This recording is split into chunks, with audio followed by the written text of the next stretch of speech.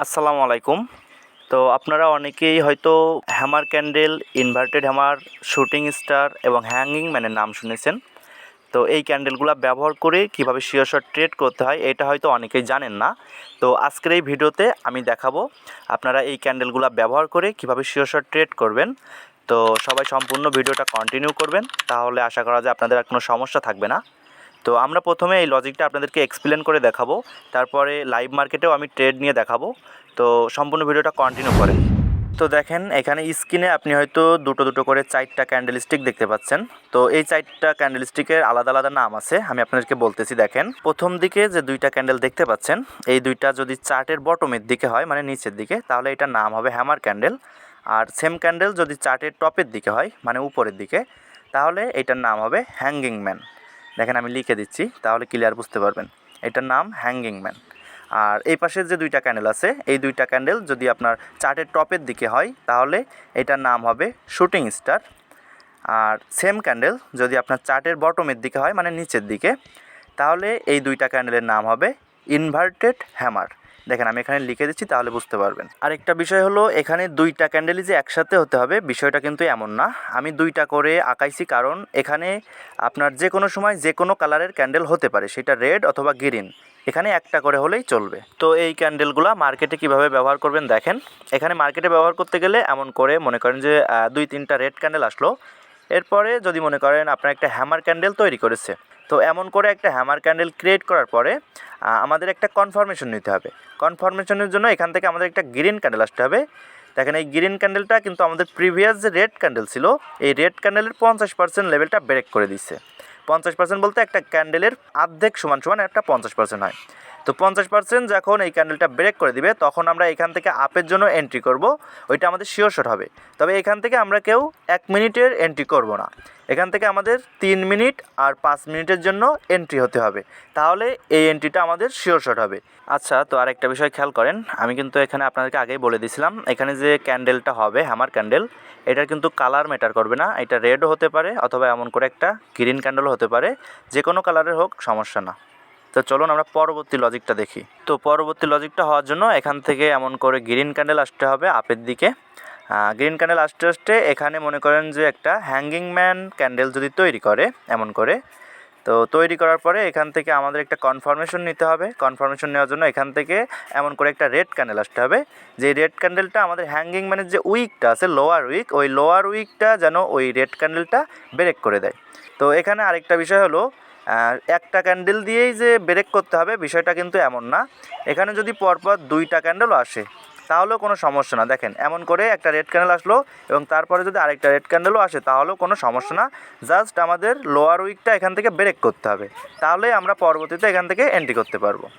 তো এমন করে যদি ব্রেক করে, তাহলে এখান থেকে ডাউনের জন্য আপনি 3 মিনিট অথবা 5 মিনিটের জন্য ট্রেড করবেন, এইটা আপনার 99% শিওর শট দিবে। তো এইটা ছিল আমাদের হ্যামার ক্যান্ডেল আর হ্যাঙ্গিং ম্যানের লজিক। তো এখন আসেন শুটিং স্টার আর ইনভার্টেড হ্যামারের লজিক। শুটিং স্টার হতে হলে এমন করে যদি গ্রিন ক্যান্ডেল আপের দিকে যেতে যেতে একটা শুটিং স্টার তৈরি করে, শুটিং স্টার তৈরি করার পরে এখানেও কিন্তু আমাদের ওই আগের লজিকের মতনই কাজ করতে হবে।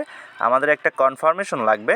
কনফার্মেশনের জন্য এখান থেকে একটা রেড ক্যান্ডেল আসতে হবে, যেইটা মনে করেন আমাদের প্রিভিয়াস যে গ্রিন ক্যান্ডেলটা ছিল ওইটার 50% ব্রেক করতে হবে। একটা ক্যান্ডেল হোক অথবা 2টা ক্যান্ডেল হোক, জাস্ট আমাদের ব্রেক করতে হবে। যদি ব্রেক করে তাহলে সেখান থেকে আমরা 3 মিনিট অথবা 5 মিনিটের জন্য এন্ট্রি করব, ওইটা আমাদের শিওর শট হবে।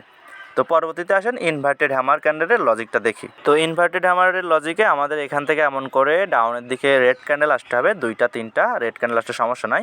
এরপরে এখান থেকে মনে করেন যে একটা উল্টো হ্যামার ক্যান্ডেল হলো, উল্টো হ্যামার ক্যান্ডেল হলে এখান থেকেও আমাদের কনফার্মেশনের জন্য একটা গ্রিন ক্যান্ডেল আসতে হবে, যেটা মনে করেন আমাদের ইনভার্টেড হ্যামারের লোটা ব্রেক করবে।